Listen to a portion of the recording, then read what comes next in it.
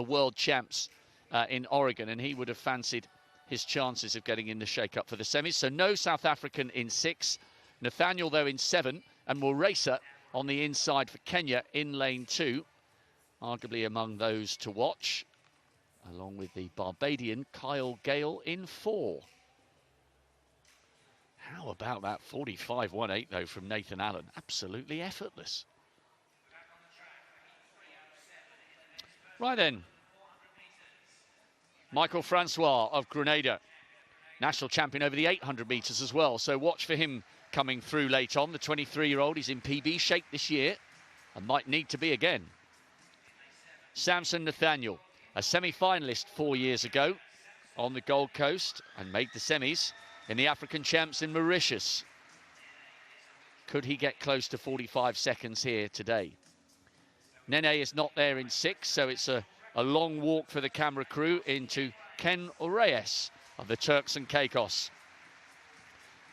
Season's best of 53 seconds. He's not quite in that PB shape. Certainly what we've seen this year. Kyle Gale then, a PB in Texas, 45.4. The Barbadians are riding high with their 400-metre running. Sade Williams has gone well already today for them, and they have Jonathan Jones going in the last of the heats. Shadrick Tanzi of Papua New Guinea, PB in Saipan earlier this year. Can he break it again here? Track is fast and people seem to be enjoying these conditions. Will that be the case for Boniface Moresa, semi-finalist in the World Champs in London, a former World Junior finalist and 5th in the world indoors back in 2016. Confirmation that Conte of Sierra Leone occupies the slowest of the 3 non-automatic spots at the moment, just outside 47 seconds. Moresa, Kenya in 2, Tanzi, Papua New Guinea 3, Gale, Barbados in 4, Reyes, Turks and Caicos 5, a gap then to Nathaniel of Nigeria in 7, and Francois of Grenada will be on the outside in 8. Top 3 coming back for the semi-finals. You can hear a pin drop here in this fabulous arena. A fantastic day for world-class sprinting.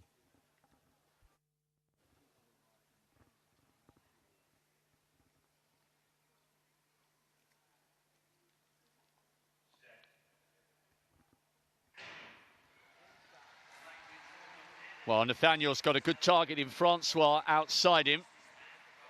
And Gale has already gone past the athlete from the Turks and Caicos. Good running as well by Tanzi of Papua New Guinea, trying to get in the mix and stay with the Barbadian. Coming through on the inside, Moresa. Nathaniel around about 2nd place on the outside, but it's the Kenyan on the inside.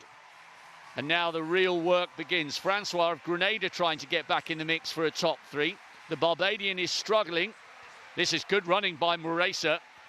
Easing down at the line. Moresa takes it just inside 46 seconds. Nathaniel and Francois are the other 2 qualifiers. High hopes for Gale of Barbados, but he faded down the last 50. Tight lane that for a big, strong man like Boniface Moresa, but that was an excellent piece of qualification by the Kenyan from lane 2.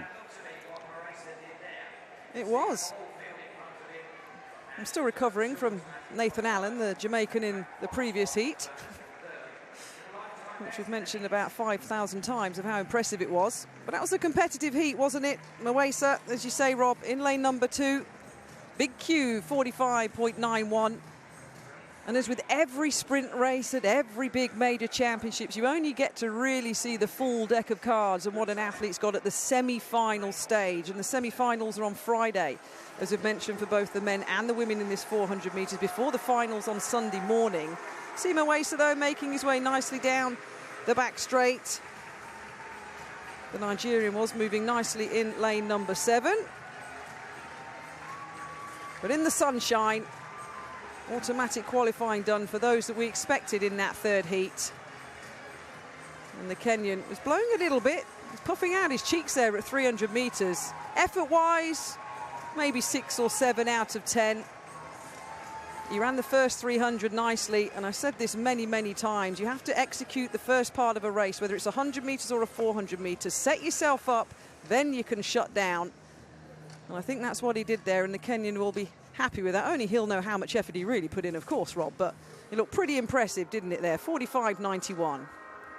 Yeah, it was a good run, and that's a horrible lane for him into. The Papua New Guinean athlete, Tanzi, went out really fast, and that certainly helped, although he faded in the closing stages. Nathaniel, another big, strong competitor. I thought he might come under pressure from Kyle Gale, who studies in the United States, but the Barbadian was just beginning to fade. Maresa was home and hosed, and it was a good last 25 metres. I did say that Francois of Grenada on the outside has got excellent 800-metre strength, and I think that's what got him the third automatic spot. Yeah, very good speed, endurance.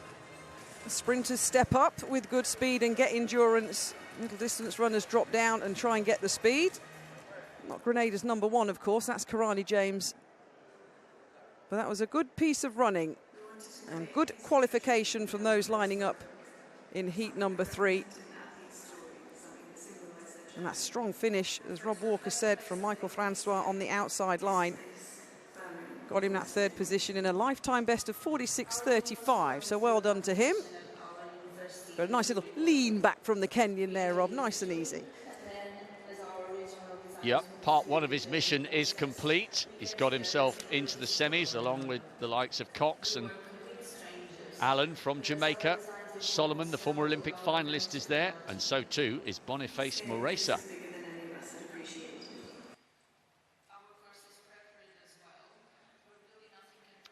We'll bring the official confirmation of that shortly, but the results still yet to be forthcoming, so we'll keep a close eye on that just in case there's any retrospective disqualifications. We're not expecting to see any, but we'll mop that up in due course. But the unofficial result, Maresa took it. Nathaniel and Francois were the other two qualifiers, with Gale in the mix for a non-automatic spot. And there's someone who should get a big response from the home crowd on his home track, with a big, bright bronze medal in his hand luggage coming back from Eugene. Yeah, Matt Hudson-Smith. Although, listen to this, that bronze medal run in Eugene was 10 days ago. It's not long ago at all. I just do wonder whether or not, with the jet lag, the long-haul travel back from the west coast of the Pacific Northwest of the USA, the celebrations after that bronze medal, Matt might be carrying a bit of fatigue coming into this one. We shall see. He has had a remarkable season, setting the UK record, a long-held UK record by Ewan Thomas, improving it by, was it 1/100th of a second back on the 28th of May when he came third at the Prefontaine meeting. There's Joe Breyer of Wales. He will go in lane 2 in this fourth heat of 7. Commonwealth silver medalist over the 400 hurdles back in 2002 was his coach, Matt Elias, who has another charge in this race. So that's why we've had a little bit of a delay confirming the result from Heat 3. A real shame. Despite his fast-starting heroics, Tanzi of Papua New Guinea has been disqualified, but that doesn't affect the top of the leaderboard. Maresa still through, so too Nathaniel and Francois. Gale will have to wait and see whether that time is good enough for one of the non-automatic spots.